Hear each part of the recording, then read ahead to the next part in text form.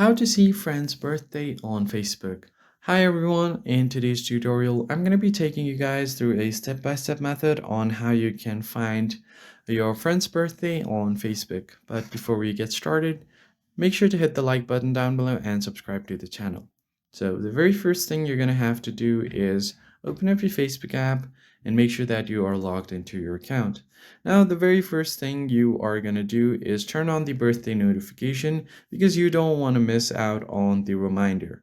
So just tap on your settings icon and head over to it, then tap on notification, and then here you'll find different options. Now tap on birthday and make sure that all of these options are turned on right here.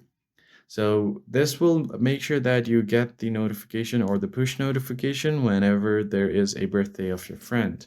Now, to actually see the birthday of your friend, what you're going to have to do is tap on the search bar right here and then search for birthdays. And it will show you this option, see upcoming birthdays. Just tap on it and you'll be able to see a list of all of the birthdays, the upcoming birthdays of your friends on your friend list. If you found this tutorial helpful, don't forget to hit the like button down below and subscribe, and I'll see you guys on the next video.